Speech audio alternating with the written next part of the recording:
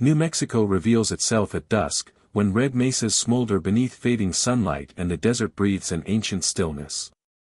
Shadows stretch across cracked earth, weaving through canyons shaped by wind, time, and countless forgotten footsteps. In this haunting landscape, silence feels alive, watchful, patient, and impossibly old. Travelers describe an energy here, a quiet pressure in the air, as if the land remembers more than it reveals. Scattered across this vast desert lie ruins that defy everything textbooks insist about the Southwest's past. Some structures stand where no known civilization ever settled. Others appear far older than carbon dating comfortably allows. There are places where compasses falter without warning, where electronics fail, and where even seasoned hikers refuse to linger after dark. Locals whisper about cursed ground, abandoned dig sites, and discoveries quietly removed before questions could be asked. Legends circulate of stone corridors that twist deeper than they should, petroglyphs depicting figures unknown to anthropology, and ceremonial pits avoided by tribes for generations. Scientists dismiss these tales as exaggerations or misunderstood folklore, yet many privately admit the region holds anomalies they cannot explain. New Mexico's deserts carry secrets older than the pueblos, older than the ancestral Puebloans, perhaps older than any culture officially recognized. Here, history feels fragmented, one version taught in classrooms, and another buried in sand, whispering beneath shifting dunes. The contrast between documented timelines and the eerie evidence scattered across the desert creates a tension impossible to ignore. Something about this land resists tidy explanations, as though the past itself has been deliberately obscured. One unsettling truth threads through every abandoned site, every strangely carved stone, every unexplained ruin. In New Mexico, some places weren't merely abandoned, they were fled. And those who fled left warnings etched into the silence, waiting for us to finally listen now. According to textbooks, the story of New Mexico's ancient past unfolds in a clean, linear sequence. First come the Clovis people, celebrated as the earliest confirmed inhabitants of North America, their signature spear points discovered in the state's gravel beds. Thousands of years later, the basketmaker societies appear, early farmers who wove intricate textiles, cultivated maize, and crafted some of the Southwest's earliest pit houses. From them rise the monumental cultures, the Mogollon, with their cliff dwellings and ceramic mastery, the ancestral Puebloans, whose architecture evolves into multi-story stone complexes, and the towering apex of pre-Columbian development in the region, Chaco Canyon, with its astronomical alignments, engineered roads, and city-like great houses. Eventually, the historic Pueblo cultures emerge, inheriting fragments of these predecessors. It is a tidy, comfortable narrative, one culture rising from the achievements of the last, each puzzle piece fitting neatly into the archaeological timeline. But beneath this polished version lie cracks that widen with every new discovery. Some ruins in New Mexico appear hundreds or even thousands of years older than the cultures credited with building them. The dating doesn't match the supposed creators. In some sites, basket-maker-level structures are constructed atop architectural foundations far too sophisticated for that era, suggesting an earlier, unknown group laid the groundwork. Certain Mogollon artifacts emerge in layers that predate the Mogollon themselves. And in Chaco Canyon, researchers have found construction features so advanced, precision masonry, solar corridors, and engineered acoustics, that they contradict the technological capabilities attributed to 11th century inhabitants. Even more unsettling are the abandoned settlements that offer no signs of war, famine, or resource collapse, only sudden, total desertion. Entire communities emptied in a single generation, leaving behind half-finished rooms, dropped tools, and ceremonial spaces that look as though people walked away mid-ritual. The official explanations range from drought to migration pressure, yet none fully account for the abruptness of these departures. Artifacts complicate the picture even further. Tools appear in strata where they don't belong. Pottery styles leap forward in complexity without transitional examples. Stonework emerges that resembles South American or Mesoamerican methods long before any accepted interaction. Some glyphs seem older than the cultures associated with them, echoing symbols found continents away. Archaeologists publicly maintain the established timeline, but many quietly acknowledge the anomalies, inconsistencies in carbon dates, unexplained layers beneath well-known sites, and outlier artifacts that hint at something deeper than the official record allows. A growing number of researchers suspect that the Southwest's history wasn't a simple progression, but a palimpsest, new civilizations layered over older, forgotten ones. All of it points toward a provocative possibility: before the Clovis, before the basket makers, before Chaco Canyon's rise, there were civilizations in New Mexico that history never recorded. Civilizations whose stories remain buried beneath sand and stone, waiting for someone to ask the questions the textbooks avoid. Hidden among New Mexico's mesas and barren plains are structures that defy every known category of southwestern archaeology: massive stone mounds, geometric earthen embankments, and buried chambers unlike anything built by the Pueblo, Mogollon, or Chacoan world. These sites appear in clusters across remote deserts, often in places where no documented culture ever settled. To archaeologists, they are anomalies. To locals, they are warnings. Some mounds rise in near-perfect symmetry, their slopes forming angles too precise to be natural. Others stretch in long ridges that create geometric patterns visible only from above, triangles, serpent-like curves, and spirals carved directly into the land. Unlike Chaco's orderly masonry or Pueblo adobe, these structures are made of rough stone packed with layers of earth, as if built for fortification or ritual rather than habitation. Even stranger are the embedded scorched layers hidden within some mounds, bands of blackened soil and fused rock that suggest intense heat, far beyond what simple campfires or lightning could produce. Scientists propose brush fires or ancient burning rituals, but the patterns tell a different story: the scorching is contained, deliberate, and unerringly uniform. Excavations, when allowed, reveal still more puzzles. Some mounds contain sealed entrances leading to unnatural cave-like hollows, their walls smooth and melted, as if exposed to extreme temperatures or chemical reactions unknown to indigenous practices. In several sites, archaeologists discovered debris fields, broken pottery, snapped tools, scattered bones, strewn as though left in a rush. There is no evidence of attack, no mass graves, no signs of famine. Instead, the layers feel like snapshots of sudden flight, as if entire communities fled in terror, abandoning everything. This fear echoes in the legends surrounding these places. Local tribes have long avoided the mounds, describing them as cursed or sick. Navajo accounts speak of hunters who entered the ruins and never returned. Pueblo elders warn of lights that appear above the mounds at night, cold, flickering glows that dance across the peaks and vanish when approached. Ranchers tell stories of livestock refusing to graze near mound fields, of compasses spinning wildly, and of travelers experiencing dizziness or disorientation when walking the perimeter. In some cases, people report sudden fevers or strange nightmares after visiting, giving rise to the belief that the earthworks themselves carry a lingering sickness.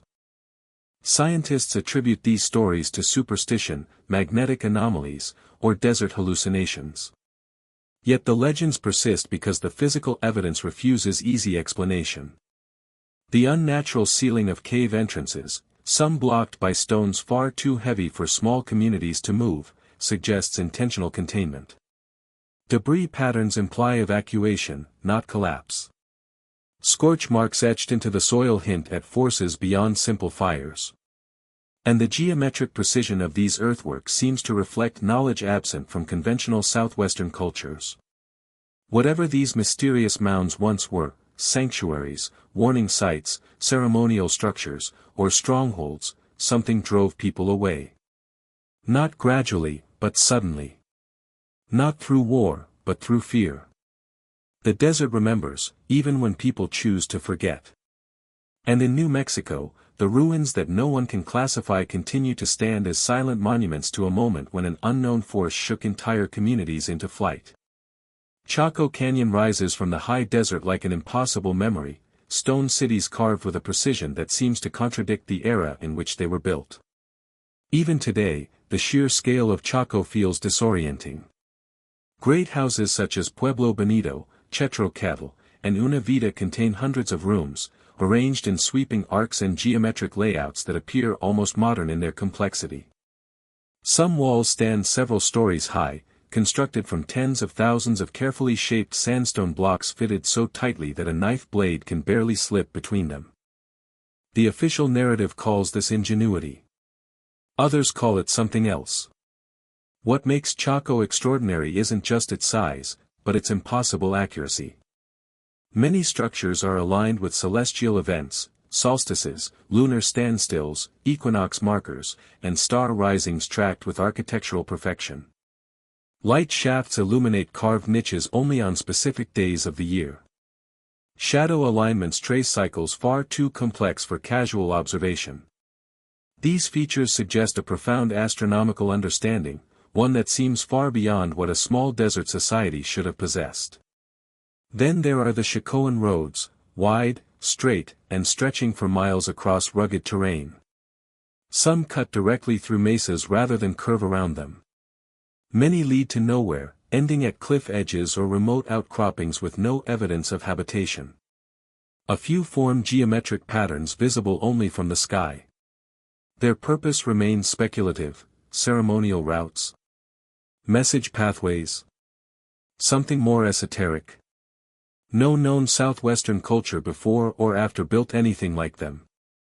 The deeper one looks, the stranger Chaco becomes. Archaeologists note that the room counts in great houses far exceed functional needs. Pueblo Bonito alone had more than 600 rooms, yet evidence of permanent residence is minimal. Many chambers lack ventilation for cooking or heating, implying they were not homes at all, but ritual spaces, storage vaults, or something even more enigmatic. Some rooms contain mysterious layerings of sand, turquoise, and jet, materials arranged in patterns that may hold symbolic or religious meaning lost to time. Acoustic studies reveal that certain circular chambers, kivas and great kivas, possess resonance properties that amplify chants and drumbeats in uncanny ways. A whisper in specific niches carries across entire structures. Footsteps echo like heartbeat pulses. These features feel engineered, deliberate, designed to create sensory and psychological experiences. Whether this reflects a highly developed ceremonial tradition or something resembling secretive ritual engineering is a matter of debate. As with all great mysteries, gaps in the record invite speculation. Some theories speak of a powerful priesthood that controlled knowledge, astronomy, and ritual. Others propose Chaco as the center of a regional religious network, perhaps even a laboratory for consciousness-altering ceremonies. And then there are the darker whispers, stories of hidden chambers, rooms sealed beneath floors and behind blocked doorways, never shown to the public, rumored to contain artifacts and inscriptions that challenge the official narrative. Park rangers and researchers rarely address these rumors directly, but the hints linger in conversations and unpublished notes. What is certain is this: Chaco Canyon was never a simple settlement. It was an engineered environment, a cultural machine, a place where architecture, astronomy, ritual, and power converged with a precision that still puzzles modern scholars. Whether this brilliance reflects the genius of the Chacoans, or knowledge inherited from an even older, forgotten tradition, remains unanswered. In the silence of the canyon, beneath walls aligned with the heavens, one question refuses to fade: was Chaco built by human hands alone, or guided by knowledge we no longer understand? Deep within the Gila wilderness, across the lonely mesas of the San Juan Basin, and along the rugged cliffs of the Guadalupe Mountains lie ruins that feel different from any other in New Mexico. These are not orderly, slow-faded remnants of civilizations that migrated elsewhere. These are ghost sites, places where people appear to have vanished suddenly, leaving behind a silence so heavy it feels preserved in the stone itself. When explorers and archaeologists step into these ruins, there is a sense of interruption, as if life ended not naturally, but violently, abruptly, and with terror. In some of these remote settlements, pottery lies shattered yet untouched by scavengers, tools rest mid-use as though dropped in a moment of panic, and fire pits hold ash that seems to mark a final night of occupation. Certain kivas show scorch patterns along their upper stones, as though flash fires ignited and burned too quickly to consume the entire room. Researchers propose lightning, accidental blazes, or ritual burning, but the burn marks are too localized, too precise, and too uniform. They tell a story of heat, panic, and flight. Mutilated petroglyphs add another eerie layer. Across canyon walls, figures are scratched out, faces are gouged, symbols violently obliterated. Some walls display scenes half-carved, as though the artists fled before the message was completed. Archaeologists classify these as territorial markings or vandalism by later groups, yet the precision of the destruction suggests intention, an act meant to erase something dangerous. In one ruin, a panel depicting a horned figure was scraped so deeply that the rock face fractured, another shows humanoid shapes with heads violently removed. Who or what were these images meant to repel? Even more unsettling are doorways sealed from the inside, stone slabs stacked to block entrances, packed with mud that hardened over time. These barricades aren't defensive walls meant to keep attackers out. They feel like desperate attempts to keep something from getting in. Some rooms remain perfectly intact behind their sealed thresholds, untouched for centuries, their air stale and heavy. Archaeologists offer grounded explanations: drought-driven relocation, resource conflict, internal disputes. But these mundane theories do little to explain the speed and synchronicity of the abandonments, or the fear etched into the ruins themselves. Indigenous oral traditions provide a different frame of reference. Some Pueblo accounts speak of dark winds, malevolent forces that sweep through canyons and bring sickness or madness. Navajo stories tell of skinwalkers, shape-shifting entities that mimic the cries of loved ones and lure people from their homes. Apache traditions warn of cursed locations where spirits cling to the earth, enraged and restless. Though these tales are often dismissed as myth, they persist with remarkable consistency across tribes separated by geography and centuries. In the Guadalupe Mountains, elders speak of nights when the desert grew unnaturally quiet, when animals fled, and when entire families packed what they could carry and vanished before sunrise. In the Gila region, there are stories of strange lights, cold, orb-like glows drifting between dwellings on the eve of abandonment. In the San Juan Basin, old accounts describe a shadow person figure seen near the cliff edges before villages emptied. The historical record offers no definitive cause, but the ruins themselves seem to absorb and radiate this lingering dread. Tools left mid-task. Doors sealed from within. Symbols violently carved out. Fires ignited without spreading. It is as if these settlements were not simply deserted, they were escaped. And the desert, patient as always, holds their fear in place. Across New Mexico's canyon walls, basalt cliffs, and desert boulders lie petroglyph panels that defy every known artistic or cultural category. They are older than the pueblos, stranger than the familiar hunting scenes, and far more ominous than typical ceremonial carvings. These are the forbidden shapes, figures so unsettling that local elders avoid discussing them, and some researchers refuse to publish their findings publicly. The more these symbols are studied, the clearer one truth becomes: someone carved warnings into stone. Many panels depict elongated humanoid beings, their limbs unnaturally thin, their heads bulbous or distorted. Some stand twice as tall as surrounding figures, while others appear to float above the ground.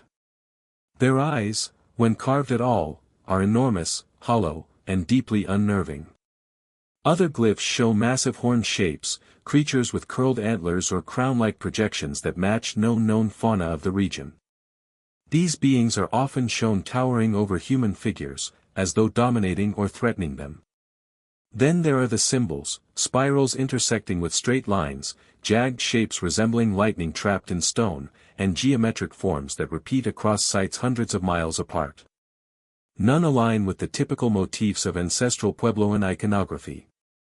Some symbols appear carved in frantic strokes, while others are etched with meticulous care, as if intended to be preserved for generations. Mainstream archaeology explains these carvings as ritual art, shamanic visions brought on by trance states or hallucinogenic plants. But such interpretations crumble under scrutiny. Too many of these panels appear at sites associated with abrupt abandonment, sealed doorways, and signs of fear. The figures are not playful, not decorative, not casually drawn, they are purposeful. They feel like messages. Some researchers propose that the petroglyphs depict encounters, recordings of events so traumatic or extraordinary that they were carved into stone as permanent testimony. Others believe the symbols represent warnings, markers placed at dangerous locations to keep future generations away.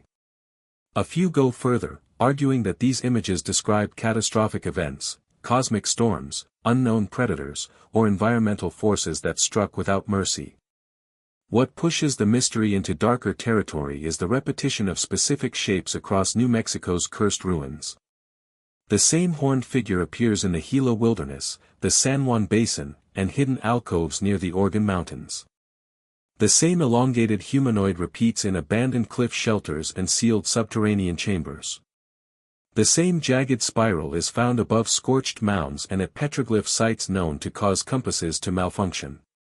It is as though these places were connected, not through trade or migration, but through a shared danger, a shared memory the land itself refused to erase. And the people who lived here did not just record the truth, they tried to warn whoever came after. In the silence of the desert, the forbidden shapes still stare from the stone, waiting for someone brave enough, or foolish enough, to decipher their meaning. Scattered around New Mexico's cursed sites, hidden in dry washes, sealed beneath collapsed chambers, or buried under mounds no culture claims, are artifacts that challenge every accepted timeline of the Southwest. These objects do not fit the local geology, the known metallurgy, the established art traditions, or the expected technological levels of ancient Puebloan societies. They exist like splinters in the archaeological record, impossible to ignore, yet consistently pushed aside. Some of the most perplexing finds involve non-local stone types. At several desert ruins, researchers have uncovered tools and carved fragments made from minerals found nowhere in New Mexico, obsidian traced to far northern volcanic fields, jade-like stones typical of Mesoamerica, and even slate-matching deposits in the Pacific Northwest. These materials were discovered in contexts predating the established trade routes, suggesting either ancient contact stretching thousands of miles, or earlier cultures whose connections existed long before known civilizations. Then there are the metal remnants, thin sheets, smoothed fragments, and corroded clasps found in layers older than any acknowledged era of metallurgy in the region. Some pieces contain alloy mixtures not normally produced in pre-Columbian North America. Official explanations declare these modern contaminants, accidentally introduced by digging equipment or later intruders. But the artifact's placement, embedded deep beneath undisturbed strata, suggests otherwise. The controversy surrounding these metal pieces has led to several of them being quietly removed from public collections. Perhaps even stranger are pigments and paints discovered in abandoned ceremonial spaces. Samples taken from sealed wall chambers reveal advanced binding agents, organic resins, stabilizers, and mineral blends capable of resisting centuries of heat and erosion. Some pigments retain vibrant color despite exposure to desert extremes, rivaling the durability of Egyptian or Mesoamerican formulations.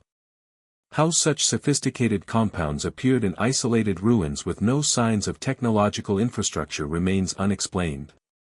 The figurines found near these sites deepen the mystery further.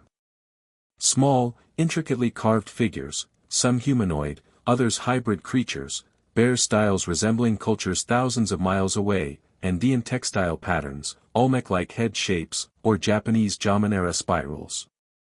While mainstream scholars dismiss these similarities as coincidences or misinterpretations, the stylistic precision challenges that view. The figurines seem to echo artistic languages far beyond the Southwest, suggesting a cultural memory or connection modern archaeology refuses to consider.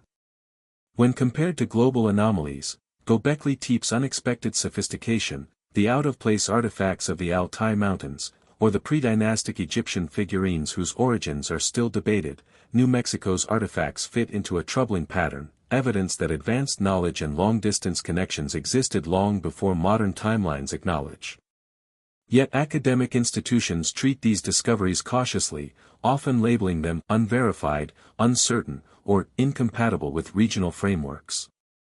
Tension surrounding these finds runs deeper than scientific disagreement. Former archaeologists, local historians, and even museum curators have spoken, quietly, of discoveries that were removed from excavation sites, sealed in storage or dismissed before they could spark controversy.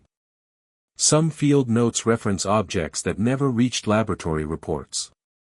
Others mention artifacts boxed away after administrative review, their contents unlisted and inaccessible. Together, these anomalous objects form a disturbing pattern. New Mexico hides a layer of history that does not belong to any known culture. A history that official narratives seem reluctant to confront.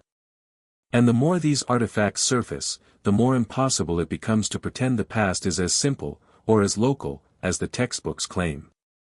Across New Mexico's deserts, mesas, and canyonlands, certain ancient sites possess an atmosphere so heavy, so unsettling, that even seasoned explorers speak of them in hushed tones. These are the places locals call cursed, where tools were dropped mid-use, petroglyphs were mutilated, and whole communities vanished without trace.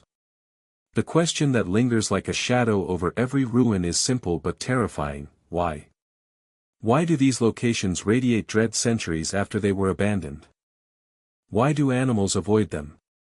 Why do compasses fail, lights flicker, and visitors report strange sensations of being watched? To unravel this mystery, researchers have proposed a range of theories, some grounded in science, others rooted in legacy and legend. None fully explain the phenomenon. But together, they form a tapestry of possibilities hinting at trauma written into the very land. One possibility is geomagnetic anomalies. Portions of New Mexico sit atop unusual mineral deposits, iron-rich basalt flows, volcanic fault lines, and pockets of magnetic disturbance. These can disrupt compasses, interfere with electronics, and even affect human perception. Some scientists argue that feelings of dread or nausea near cursed sites are the result of electromagnetic fluctuations impacting balance and neural activity. But this explanation falters when considering ruins where doorways were sealed from the inside, or where identical symbols of warning appear across unrelated sites. Magnetism might confuse senses, but it cannot explain panic preserved in stone. Another theory speaks of an ancient catastrophe, a trauma so severe it scarred the region and its people. Some geologists suspect remnants of a localized volcanic winter or ash event. Others point to anomalies in sediment layers hinting at a sudden climatic shift, possibly from a solar storm or even a meteor strike that devastated isolated communities. Such events could have triggered mass evacuations, ritualized fear, or stories of dark winds. Yet catastrophic events typically leave uniform evidence across a wide area. The cursed sites of New Mexico feel selective, clusters of terror surrounded by unaffected settlements. A more cultural explanation centers on spiritual or ritual prohibitions. Many indigenous groups teach that certain places are not meant for human habitation, zones designated for burial, ceremony, or supernatural guardianship. Sites used for powerful rituals may carry energy considered dangerous if disturbed. If ancient peoples felt something sacred, or malicious, within these spaces, they might have sealed rooms, mutilated symbols, or fled en masse to avoid spiritual contamination. Elders from various tribes hint that some ruins lie at the crossroads of spirits, places where memory and land fuse in ways outsiders cannot understand. A related theory suggests the mounds and earthworks were ceremonial zones deliberately abandoned, not failed settlements, but ritual complexes meant to be used temporarily and then sealed permanently. This view explains the suddenness of departure and the doorways blocked from within. It also aligns with traditions that certain rituals close a place forever, leaving it unsafe for later generations. But the darkest theory is woven from archaeology's most uncomfortable question: did a pre-Clovis civilization once inhabit New Mexico, only to be wiped out by forces we no longer comprehend? If early cultures experienced horrors, disease, conflict, environmental collapse, or encounters now trapped in folklore, they may have recorded their warnings in petroglyphs and earthworks. Later groups, arriving centuries afterward, might have sensed the lingering danger and avoided the sites or attributed them to malevolent spirits. Some anomalous ruins feel too old, too complex, and too foreign to fit known cultural timelines, as if they are echoes of a lost people whose fate became a generational cautionary tale. Across all these theories, one thread remains constant: New Mexico's cursed sites lie at the crossroads of energy, memory, and trauma, their secrets preserved in stone but fractured beyond easy interpretation. Scientific theories circle these mysteries like vultures, while indigenous traditions speak with the weight of lived history. Between them lies an uneasy truth: something happened here. Something powerful enough that its echo still unsettles the desert centuries later. And until the final layer of sand is lifted, these cursed places will continue to whisper from beneath the mesas, a warning, a memory, or a story no one has yet dared to translate.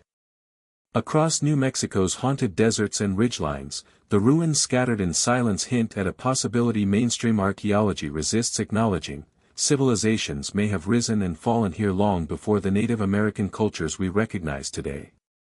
These forgotten societies left behind no clear lineage, no preserved language, no mythic continuity, only fragments of architecture too advanced for their supposed era, artifacts too old for the accepted timeline, and abrupt cultural transitions that feel more like replacements than evolution. Some of New Mexico's most baffling structures, geometric mounds, melted chambers, precision-cut stone platforms, do not match the styles of the Mogollon ancestral Puebloans, or Chacoan builders. Instead, they appear older, their construction weathered in ways the surrounding archaeology cannot reconcile.